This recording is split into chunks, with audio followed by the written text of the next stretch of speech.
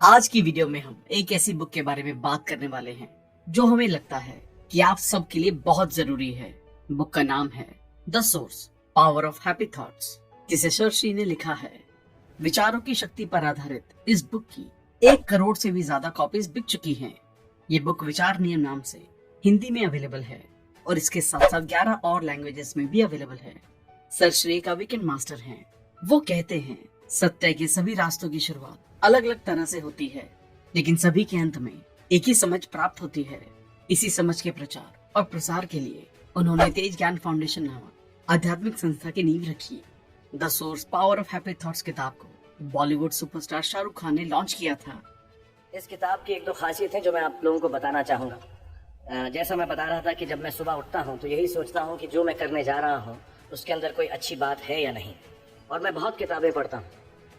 As a matter of fact मेरे पास खुद कुछ 15 या 20 हज़ार किताबें मेरे पास घर में हैं और मैंने बहुत सारी सेल्फ हेल्प और सेल्फ रियलाइजेशन की किताबें भी पढ़ी हैं। लेकिन इस किताब की एक यूनिकनेस है। हर किताब यही कहती है कि अच्छा सोचो, अच्छा दिमाग में लाओ, अच्छे विचारधारा रखो, अच्छी विचारधारा रखो।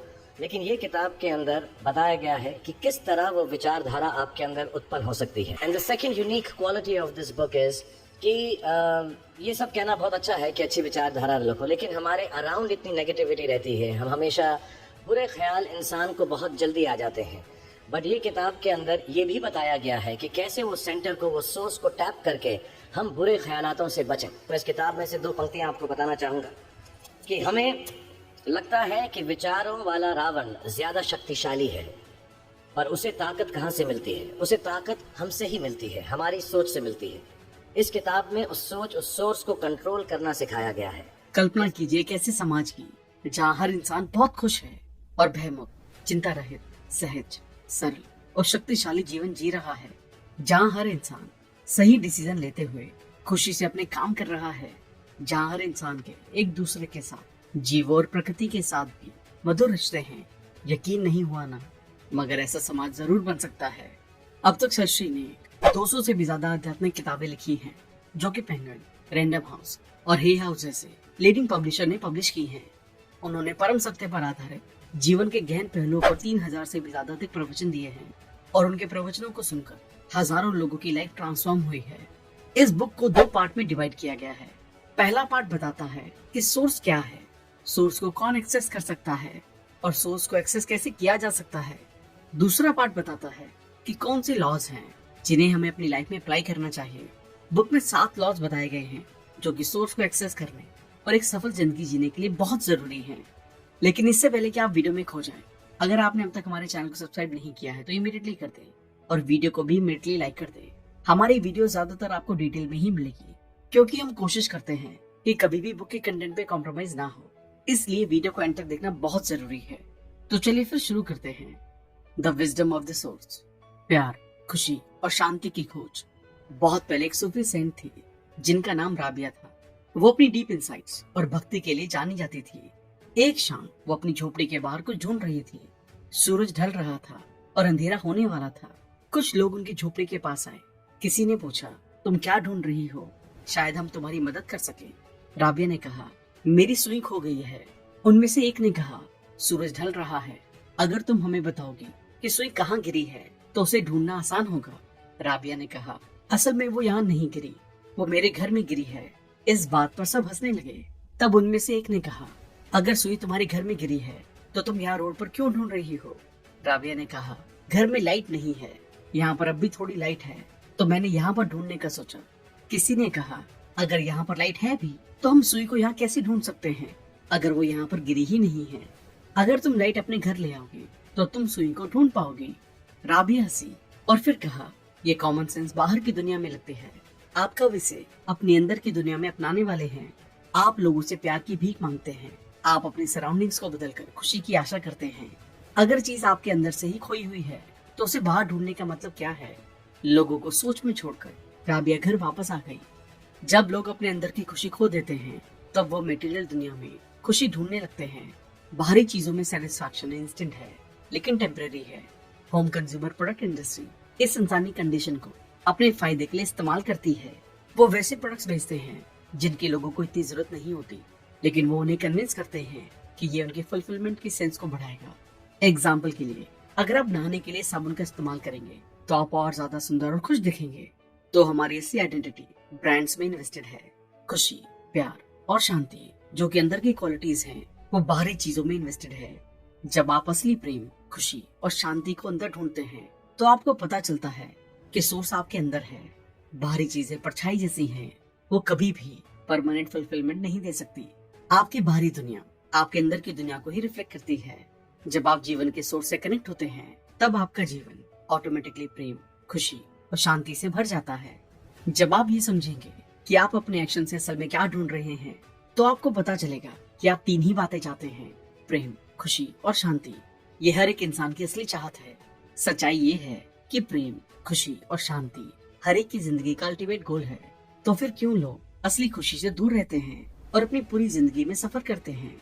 रीजन सिंपल है, लोग इस बात के लिए क्लियर नहीं है कि वो असल में क्या चीज चाहते हैं और वो उन्हें कहाँ से मिल सकती है। अपने थॉट्स को देखें, सोर्स को कैसे एक्सेस करें। एक स्टूडेंट ने अपने मास्टर से पूछा, मास्टर प्लीज मुझे एक लाइन में बताओ कि रिलीजन का सार क्या है। मास्टर ने जवाब में कहा, मैं तुम्हें एक वर्ड में बताऊंगा। स्टूडेंट ने कहा, प्लीज इस वर्ड को मुझे दे दो। मास्टर ने कहा, साइलेंस। स्टूडेंट ने पूछा, एक इंसान साइलेंस कैसे रह पाता है? मास्टर ने जवाब दिया, मेडिटेशन करके। स्टूडेंट ने पूछा, हमें कैसे मेडिटेशन करना चाहिए? मास्टर ने हंसकर जवाब दिया, साइलेंस में रहकर। साइलेंस आवाज, बातचीत या थॉट्स का एब्सेंस नहीं है, बल्कि ये जीवन का बेसिक है। ये सारे एक्सप्रेशन का सोर्स है। अब एक छोटी सी एक्सरसाइज करते हैं। इस अंदर के साइलेंस को एक्सपीरियंस करने के लिए इंस्ट्रक्शन को सुनने के बाद इसे 5 मिनट के लिए प्रैक्टिस करेंगे। हालांकि मेडिटेशन बहुत सिंपल लग सकती है, ये थॉट्स के बारे में आपकी समझ में एक बहुत बड़ा बदलाव ला सकती है। एक शॉर्ट मेडिटेशन में आप हर एक थॉट को एक नंबर देने की कोशिश करेंगे। मेडिटेशन अभी शुरू ना करें, पहले इंस्ट्रक्शन को समझें। 5 मिनट के लिए टाइमर सेट करें। इस मेडिटेशन में जैसे ही कोई थॉट उठेगा आप उसे एक नंबर दें। नंबर 1 से शुरू करें, अगले थॉट के उठने का इंतजार करें, फिर आप 2 गिनेंगे। कुछ थॉट पॉजिटिव हो सकते हैं, कुछ नेगेटिव, कुछ काम से रिलेटेड, जबकि दूसरे बोरियत के थॉट हो सकते हैं। जो भी थॉट्स हो उन्हें गिने, चाहे किसी भी तरीके का थॉट हो। आपको इस मेडिटेशन के बारे में भी थॉट आ सकते हैं, ऐसे थॉट को भी एक नंबर दें और फिर अगले थॉट का इंतजार करें। हो सकता है आपका मन इधर उधर भटक जाए और नंबर गिनने के बजाय थॉट में खो जाए। अगर ऐसा होता है तो जब भी आपको याद आए फिर से 1 से शुरू करें। इस मेडिटेशन को तब तक जारी रखें जब तक कि टाइमर बंद ना हो जाए। अब इस मेडिटेशन को प्रैक्टिस करने के बाद आपके लिए यहाँ 3 सवाल हैं। क्या थॉट्स के बीच कोई अंतर था? क्या ऐसा टाइम था जब थॉट्स नहीं थे? क्या ऐसा टाइम था जब आप किसी थॉट का इंतजार कर रहे थे? हो सकता है कि आपने इनमें से किसी एक सवाल का जवाब हाँ में दिया हो। अगर आपके एक्सपीरियंस में इनमें से किसी भी सवाल का जवाब हाँ है तो वो स्टेट, वो अवस्था क्या थी? पक्का ही ये मन नहीं था। मन कुछ और नहीं बल्कि थॉट्स हैं। आप अपने मन का इस्तेमाल तभी करते हैं जब आप किसी चीज पर सोचते हैं। जब आपने अपने थॉट्स में गैप को एक्सपीरियंस किया, भले ही वो एक पल के लिए क्यों ना हो। जब आप थॉट का इंतजार कर रहे थे वो अवस्था क्या थी? कुछ लोग इसे खालीपन की अवस्था कह सकते हैं, जबकि कुछ इसे इजी स्टेट कहते हैं और कुछ इसे शांति कहते हैं। आप इसे जो भी कहें, असल में आपको पूरे ब्रह्मांड के सोर्स की एक झलक मिल रही थी। अगर इस मेडिटेशन में नहीं तो ऐसे टाइम हो सकते हैं जहाँ कुछ भी ना होने की स्टेट का एक्सपीरियंस हुआ हो सकता है कि किसी दूसरे मेडिटेशन को प्रैक्टिस करते समय हुआ हो सकता है कि ऐसा टाइम आया हो जब आपका मन शांत था और थॉट्स नहीं थे, भले ही वो थोड़े ही टाइम के लिए हो। ये सोर्स के एक्सपीरियंस की झलक है। माइंड से आगे सोर्स क्या है? मिथिला राज्य में यानी राजा जनक का शासन था। एक रात राजा को एक सपना आया। वो एक लड़ाई लड़ रहे थे और उनकी सेना मार दी गई थी। वो लड़ाई के मैदान से भाग गए। घंटों जंगल में भागते भागते वो थक गए थे और भूखे थे। उन्हें कुछ खाना मिला और वो उसे खाने ही वाले थे कि एक जंगली भालू ने उन पर हमला कर दिया। राजा जनक दर्द से रो पड़े। वो इसे और झेल नहीं सकते थे और वो जाग गए। उन्होंने खुद को महल में अपने शाही बिस्तर पर आराम से पाया। राजा के लिए सब कुछ एक गहन सवाल बन गया। क्या वो सपना था या क्या ये सपना है? उन्होंने सोचा, क्या ये पॉसिबल है कि मैं असल में लड़ाई से भागने के बाद जंगल में भूखा मर रहा हूँ और सपना देख रहा हूँ कि मैं महल का मजा ले रहा हूँ? हकीकत क्या है? उन्होंने अपने एडवाइजर से एडवाइस ली, लेकिन कोई भी सही जवाब नहीं दे सका। अंत में जब ऋषि अष्टावक्र को पता चला कि कई पंडितों की सलाह ली जा चुकी है, तो वो राजा को मिले। उन्होंने सच्चाई का खुलासा किया। हे राजा, कुछ ही भाग्यशाली हैं जो लग्जरीज में रहते हैं, और फिर भी जीवन की सच्चाई जानना चाहते हैं। आप राजा भी हैं और ऋषि भी। ये सवाल जिसने आपको झंझोड़ कर रखा है वो शुभ है। कई लोग इस पर हंसेंगे, लेकिन कुछ ही इस सवाल की गहराई को देख पाएंगे। ऋषि ने कहा, न ये सच्चाई है न वो सच्चाई है, दोनों सपने हैं, दोनों बदल रहे हैं। आप परमानेंट हैं। आप जो हैं वो हर चीज का सोर्स है, बाकी सब टेम्परेरी और लिमिटेड है। इस रियलिटी को एक्सपीरियंस करने से सभी डाउट दूर हो जाते हैं और परमानेंट शांति और आनंद मिलता है। एक इंसान लगातार 3 स्टेट में से किसी एक में होता है, जागृत अवस्था, सपना देखना या गहरी बिना सपने की नींद। जागने के स्टेट में आप अपने सेंस के थ्रू दुनिया को देखते हैं। हालांकि जिस दुनिया को हम अपने रियलिटी के रूप में देखते हैं वो बस आधी रियलिटी है। इस आधी रियलिटी तक सीमित होने का रिस्क है कि हम अपने सेंसेस के थ्रू जो कुछ भी देखते हैं उसके बेसिस पर हम पूरी रियलिटी को जज और अज्यूम करना शुरू करते हैं। हालांकि सच्चाई ये है कि हमारी सेंस परसेप्शन एक ड्राइव रियलिटी को बनाती है। एक रियलिटी जो सेंस परसेप्शन के बेसिस पर दिमाग प्रोजेक्ट करती है। मन अपने आप में एक ड्राइव्ड एग्जिस्टेंस है। ये विचारों के बंडल से बनता है, लेकिन मन का सोर्स क्या है? थॉट कहाँ से निकलते हैं? जब हम मन के सोर्स को एक्सपीरियंस करते हैं तो पूरी सच्चाई सामने आती है। सोर्स वो जिंदा सार है जो दिमाग से परे है, जागने, सपने देखने और गहरी नींद के स्टेट से परे मौजूद है। वो क्या है जो आपकी आंखों को देखने के लायक बनाता है? ऐसी कौन सी लाइट है जो हमें ना सिर्फ लाइट बल्कि अंधेरे को भी देखने के लायक बनाती है? हम इसे सोर्स, कॉन्शियसनेस या भगवान कहते हैं। ये वही प्रिंसिपल है जो सभी पर और हर चीज पर लागू होता है। यही कारण है कि हम जिंदा हैं, जबकि सोचना और करना थॉट्स का मेन एस्पेक्ट है। सोर्स को समझा नहीं जा सकता क्योंकि ये कॉन्सेप्ट से परे है और बुद्धि के समझ से परे है। जब आप सीखते हैं कि सोर्स का एक्सपीरियंस हम में से हर एक के अंदर लगातार चल रहा है, तो आप ये इमेजिन कर सकते हैं कि ये एंटिटी इंसानी शरीर के अंदर मौजूद है। और लॉजिकली ये भी माना जा सकता है कि सोर्स केवल शरीर के अंदर नहीं है, बल्कि शरीर सोर्स के अंदर मौजूद है। ये सारा एग्जिस्टेंस सोर्स के अंदर हो रहा है। आप कौन नहीं है ये ढूंढना। एक गांव में एक कपल रहता था। एक दिन अंकल जॉन उनसे मिलने गए। पति काम पर थे। अंकल जॉन पत्नी के पास पहुंचे और कहा, मैं अंकल जॉन हूँ, ये मानते हुए कि वो उनके पति के अंकल होंगे। पत्नी ने अंकल जॉन का स्वागत किया और उन्हें खाना परोसा। फिर अपने पति को फोन करके बताया कि अंकल जॉन आए हैं। उनके पति ने मान लिया कि वो उनकी पत्नी के अंकल हो सकते हैं। घर पहुंचकर वो अंकल जॉन से मिले और सीधे उनसे बातचीत करने लगे। अब तक पत्नी को यकीन हो गया था कि वो उनके पति के अंकल हैं। अंकल जॉन उस परिवार के साथ इतनी आसानी से घुल मिल गए कि किसी ने उनसे सवाल भी नहीं किया। वो उनके साथ इज्जत से पेश आते थे। अंकल जॉन कई दिनों तक उनके घर पर रहे और अपनी डिमांड्स को सामने रखना शुरू कर दिया। एक दिन परेशान होकर आदमी ने अपनी पत्नी से पूछा, तुम्हारे अंकल कब जाने वाले हैं? अगर वो तुम्हारे अंकल नहीं होते तो मैं उनके साथ ऐसा व्यवहार नहीं करता। उनकी पत्नी चौंक गई। मेरे अंकल? मुझे लगा कि वो तुम्हारे अंकल हैं। इतने दिनों तक मैंने उन्हें कंफर्टेबल बनाने के लिए कड़ी मेहनत की। अब दोनों ने सच देखा। जब तक उन्हें इस बात का एहसास हुआ, अंकल जॉन सीन से गायब हो गए। मैं जो हर एक इंसान इस्तेमाल करता है हमारे इंडिविजुअल सेल्फ को रेफर करने के लिए, वो बिल्कुल अंकल जॉन के जैसा है। ये जब तक आपके अंदर रहता है तब तक आप इसकी साख पर सवाल नहीं उठाते। जिस टाइम आप मैं की ऑथेंटिसिटी पर डाउट करना शुरू करते हैं, ये सोर्स के एक्सपीरियंस को लाना शुरू कर देता है। रेफरेंस पॉइंट, जिसे मैं कहा जाता है, एक गलत नोशन है जो हर पल बदलता रहता है। ये एग्जाम्पल क्लैरिफाई करेगा कि मैं का रेफरेंस कैसे बदलता रहता है। जब मैं वर्कशॉप गया था तब मेरा हाथ घायल हो गया था। जब मैंने देखा कि मेरे हाथ से बहुत खून बह रहा है तो मैं डर गया। फिर मैंने घाव को भरने के लिए डॉक्टर के पास जाने का सोचा। जब कोई कहता है मैं वर्कशॉप गया था, तो मैं शब्द का इस्तेमाल शरीर के लिए किया जा रहा है। आप पूरे दिन में खुद को शरीर मानकर ऐसी कई बातें कहते रहते हैं। मैंने खाना खाया, मैं सीढ़ियां चढ़ गया, या मैं का मतलब शरीर से है। यही सेंटेंस ये भी कहता है मेरा हाथ घायल हो गया था। मेरा किसको रेफर कर रहा है? अगर शरीर के साथ पहले की पहचान का इस्तेमाल किया जाता है तो कोई कहता है मैं घायल हो गया था। जब आप कहते हैं मेरा हाथ घायल हो गया था, तो आप अपने आप को अपने शरीर का मालिक मानते हैं। जब आप खुद को शरीर से अलग मान लेते हैं, तभी आप मेरा हाथ कह सकते हैं। यानी कि मैं के लिए रेफरेंस उसी सेंटेंस में शरीर से शरीर के मालिक के लिए शिफ्ट हो गया। इस एग्जाम्पल से आप समझ सकते हैं कि कैसे रेफरेंस पॉइंट गलत है और कैसे बदलता रहता है। मैं, मेरा, इन शब्दों का इस्तेमाल अलग अलग कॉन्टेक्स्ट में अलग है। डीपली रिफ्लेक्शन करने पर आप मैं की अनलिमिटेड पहचानों से रूबरू होंगे। मैं की अलग अलग पहचान अलग अलग समय पर अवेयरनेस में आती है। फिर भी डायलूजन के कारण आप हमेशा इसे वही मैं मानते हैं। इसी डायलूजन में खोकर असली मैं अंधेरे में रहता है। आपके असली नेचर को कभी भी चमकने का अवसर नहीं मिलता, क्योंकि ये इन्हीं झूठी पहचानों से ढक जाता है। अपने आप से पूछना, अब मैं कौन हूँ? झूठे मैं के साथ इस पहचान को तोड़ने का सबसे ताकतवर तरीकों में से एक है। जब आप ये सवाल लगातार पूछते हैं तो ये आपको सोर्स के एक्सपीरियंस की ओर ले जाता है। मैं थॉट रूट थॉट है, पहला थॉट जिससे बाकी सभी थॉट्स आते हैं।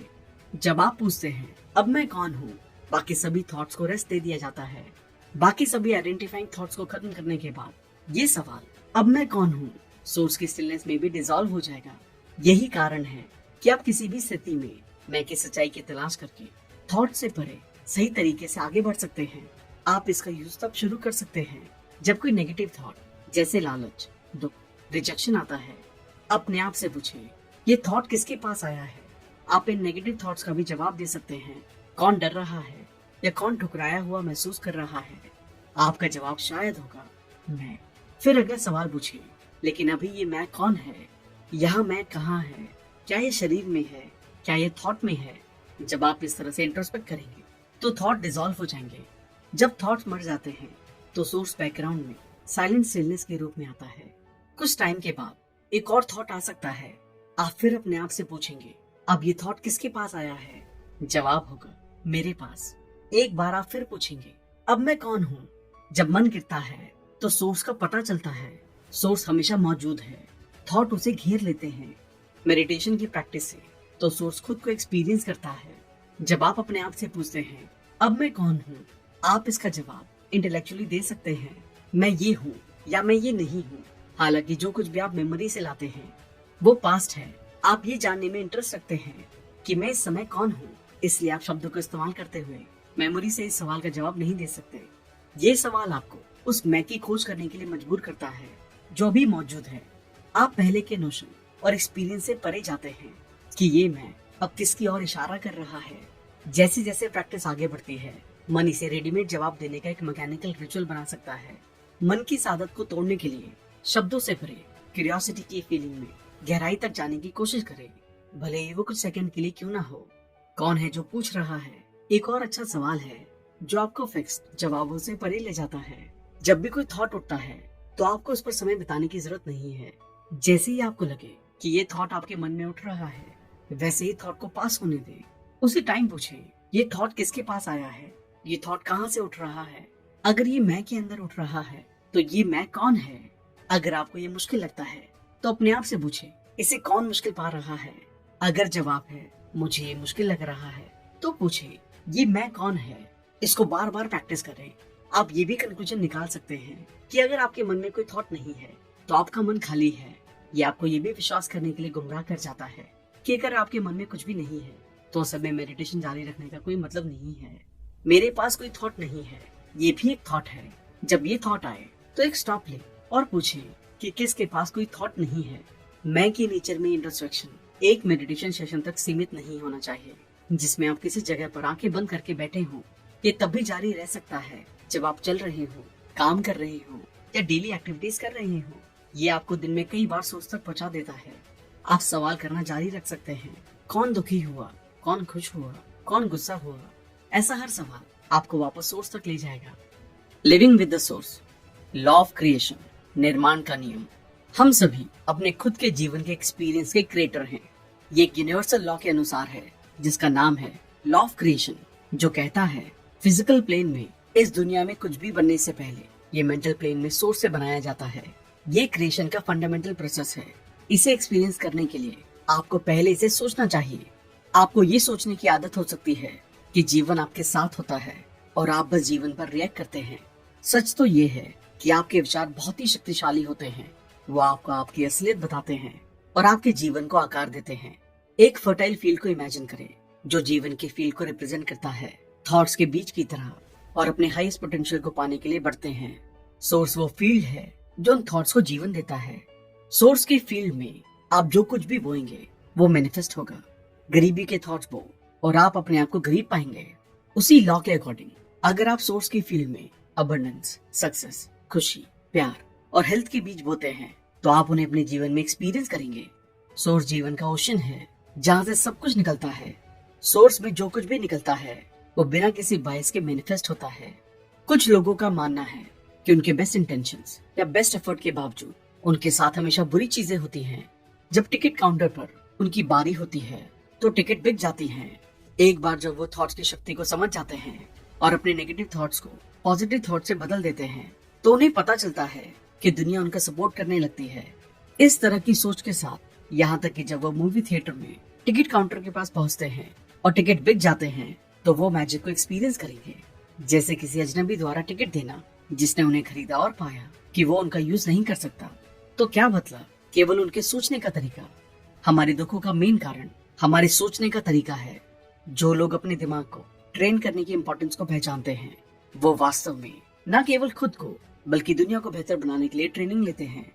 लॉ ऑफ क्रिएशन सिर्फ पॉजिटिव सोच के बारे में नहीं है, ये समझने के बारे में है कि आपके थॉट से सब कुछ उगता है जो सोर्स की यूनिवर्सल क्रिएटिव पोटेंशियल से ओरिजिनेट होता है। इसका महत्व ये समझना है कि अगर सोर्स से मेंटल रियम से सब कुछ पहले बनाया गया है तो पॉजिटिव पर्पसफुल इंटेंशन से सब कुछ बनना जरूरी है। लॉ ऑफ डायरेक्शन, दिशा का नियम। फेमस भारतीय क्रिकेटर मंसूर अली खान पटौदी को एक एक्सीडेंट का सामना करना पड़ा था जिसमें उन्होंने 21 साल की उम्र में एक आंख खो दी थी। हालांकि उन्हें एहसास हुआ कि उन्होंने लगभग एक आंख का इस्तेमाल खो दिया है। उन्होंने कभी नहीं सोचा था कि वो फिर से क्रिकेट नहीं खेल पाएंगे। उन्होंने ये मानने से इनकार कर दिया कि उनका खेल खत्म हो गया है। खेल के प्रति उनके जुनून ने उन्हें सर्जरी के 1 महीने बाद नेट्स में वापस पाया।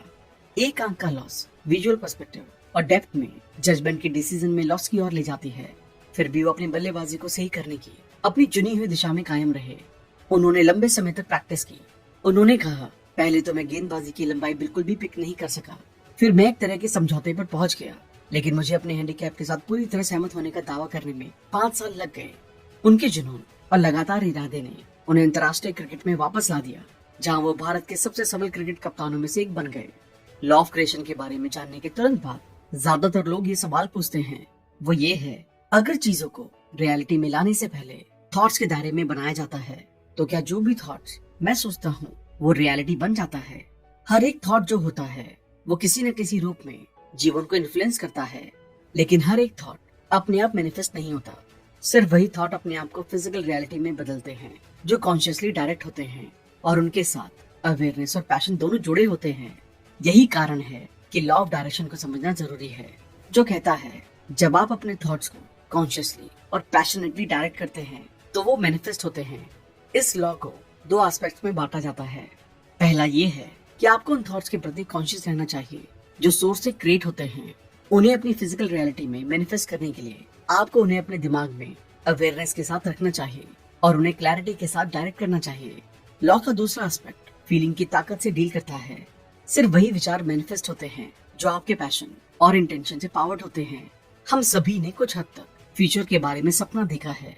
शायद आप शुरू करते हैं जैसा कि कई लोग करते हैं, मुझे ये चाहिए, जब ऐसा कुछ होगा तो मैं ऐसा करूंगा, फिर आगे ये होगा और फिर वो। एक कारण है कि इस तरह के खोए हुए थॉट जड़ नहीं लेते हैं और आगे नहीं बढ़ते हैं। हो सकता है कि आप अनजाने में अपनी मर्जी के खिलाफ काम कर रहे हों। अगर आप सोचते हैं कि आपकी इच्छाएं बिल्कुल भी मैनिफेस्ट नहीं हो रही हैं, तो आपको ये चेक करने की जरूरत है कि क्या आपके विचार एक दूसरे को न्यूट्रलाइज तो नहीं कर रहे हैं। एक इंसान सोचता है, मैं चाहता हूँ कि घर में शांति हो। लॉ ऑफ क्रिएशन थॉट को मैनिफेस्टेशन में सेट करता है। उनका दिमाग उनके जीवन में ऐसी चीजों को अट्रैक्ट करना शुरू कर देता है जो उन्हें और ज्यादा शांतिपूर्ण बना देंगी। लेकिन अगले ही घंटे वो सोचते हैं, इस घर में कभी भी शांति पॉसिबल नहीं होगी। मेरी पत्नी इतनी मुश्किल इंसान है, उसे जानना इम्पॉसिबल है, वो कभी नहीं बदलेगी। उनके दूसरे विचार ने उस इम्पैक्ट को बेअसर कर दिया जो उनके पहले थॉट से उनकी सिचुएशन पर पड़ता। हालांकि वो शांति चाहते हैं, लेकिन उनके विचारों ने एक दूसरे को कैंसिल कर दिया।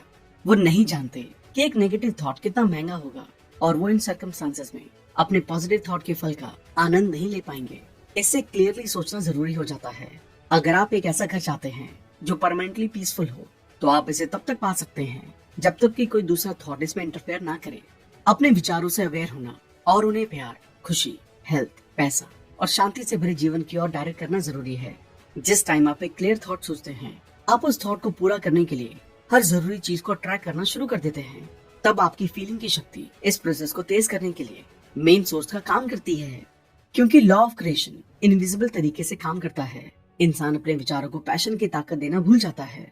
वो शिकायत करता है कि उनका जो इरादा था वो कभी पूरा नहीं होता। एक बार कुछ सोचना और फिर किसी और चीज की ओर बढ़ना काफी नहीं है। थॉट को अपनी अवेयरनेस में रखें। मजबूत इरादे के साथ आपको जोश से विश्वास करना चाहिए। आपको पैशन के साथ विश्वास करना चाहिए कि आप जो चाहते हैं वो मैनिफेस्ट होगा। लॉ ऑफ फोकस, फोकस का नियम। एक अमीर व्यापारी ने अपनी बिजनेस की कमाई से सालों बाद कई हीरे खरीदे। वो हमेशा सोचता था, मैंने इन हीरो को पाने के लिए कितनी मेहनत की है। मेरे हीरे चोरी नहीं होने चाहिए। कोई चोर मेरी दौलत पर नजर ना रखे। उसे अपने कीमती हीरो की सुरक्षा की चिंता थी। इस व्यापारी का एक बेटा था जिसने कई जगह ट्रैवल किया था।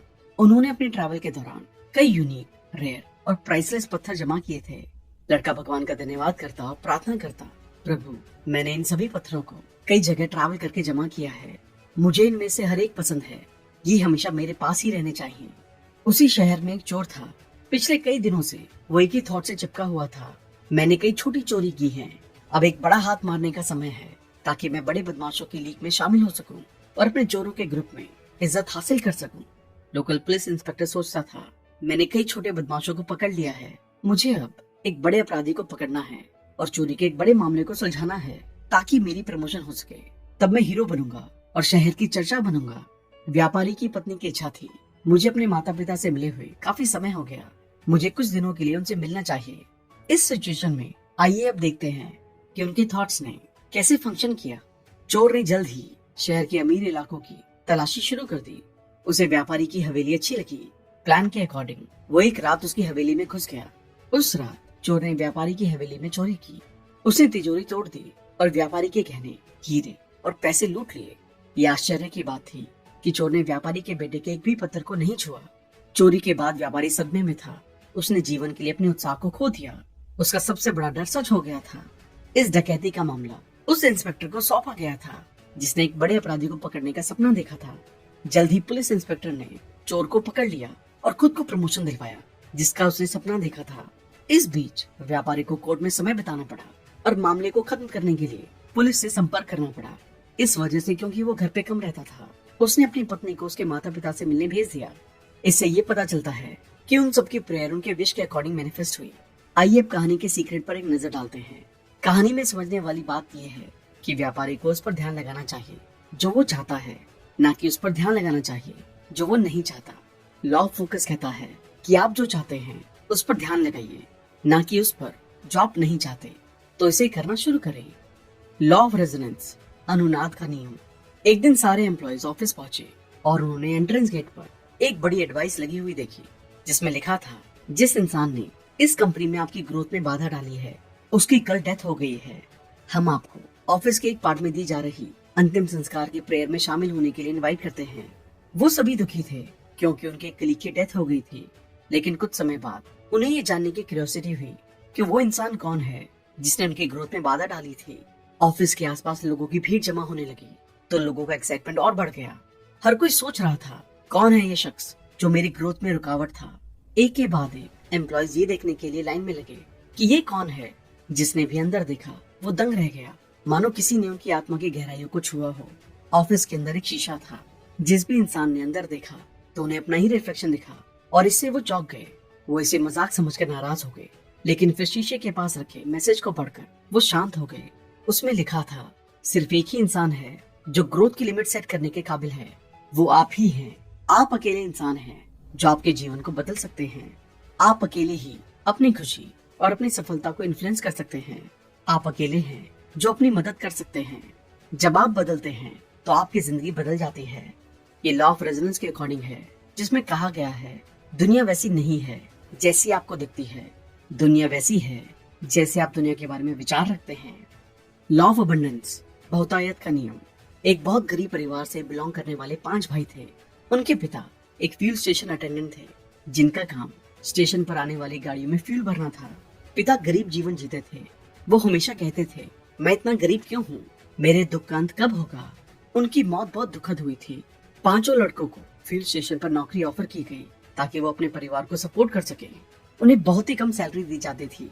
5 भाइयों में से हर एक के साथ ऐसा हुआ। बड़े भाई को हमेशा लगता था कि उनके साथ सब कुछ बुरा हुआ है और वो जीवन भर गरीब ही रहा। दूसरे भाई ने थोड़ा अलग सोचा।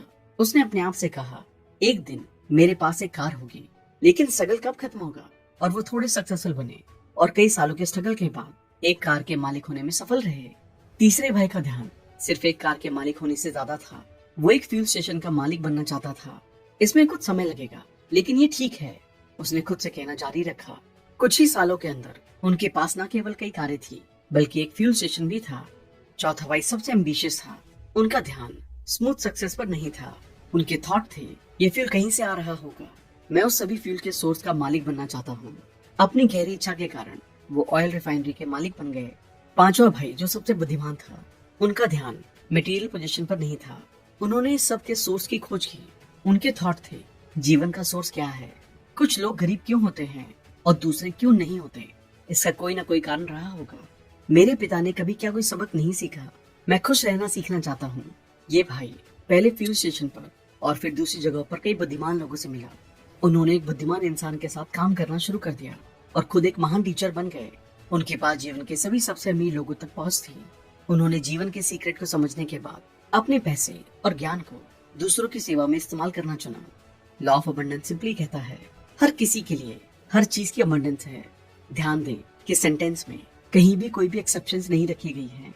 आपके जीवन में और सभी के जीवन में प्यार, शांति, खुशी, हेल्थ और पैसों की अबंडेंस हो। आपके और सभी की जिंदगी में पैसे, टाइम और खुशी का नेचुरल फ्लो होता है। लॉ ऑफ इन्फ्लुएंस, प्रभाव का नियम। एक आदमी ने बाजार से एक छोटा सा बछड़ा खरीदा। उसने उसे अपने कंधों पर रखा और अपने गांव वापस चलने लगा। 3 ठगों ने उसे देखा और उस जानवर को चोरी करने का प्लान बनाया। पहला आदमी पास आया और बोला, तुम कुत्ते को अपने कंधों पर क्यों ले जा रहे हो? ये कुत्ता नहीं है, ये एक बछड़ा है। आदमी ने कहा, कब से तुमने कुत्ते को बछड़ा कहना शुरू कर दिया? उस आदमी ने कहा और चला गया। कुछ ही मिनटों में दूसरा इंसान उनके पास आया, जिसने उससे यही बात की। इस बार उस आदमी के मन में एक डाउट उठा और उसने बछड़े को नीचे रख दिया। फिर तीसरा आदमी साथ आया और उसके कुत्ते के बारे में पूछा। उस आदमी ने अपने बछड़े को देखा और फिर उस आदमी की तरफ देखा और चिल्लाया, हाँ, मैंने अपने घर की रखवाली के लिए कुत्ता खरीदा है, क्या आपको इससे कोई दिक्कत है? वो लोग चुपके से मुस्कुराए और चले गए। वो आदमी सोचने लगा, क्या सच में मुझे बछड़े की जगह कुत्ता खरीदने में धोखा दिया गया है? अगर मेरे गांव वालों को इसके बारे में पता चल गया तो वो मेरा मजाक उड़ाएंगे। वो यही सोचता रहा और बछड़े को जाने दिया और चुपचाप अपने घर की ओर चल दिया। वो 3 आदमी उस पर हंसे और बछड़े को लेकर चले गए। चोरों ने उस आदमी के मन में डाउट का बीज बो दिया, ये बछड़ा नहीं है बल्कि कुत्ता है। और उसे ये विचार 3 अलग अलग लोगों से मिला। इन शब्दों ने उसके थॉट को रीइंफोर्स किया। वो इमेजिन करने लगा कि जब वो बछड़े के बजाय कुत्ते के साथ घर जाएगा तो गांव वाले उस पर हंसेंगे। थॉट एक्शन में बदल गए और उसने बछड़े को जाने दिया, ये कन्विंस होते हुए कि ये कुत्ता है।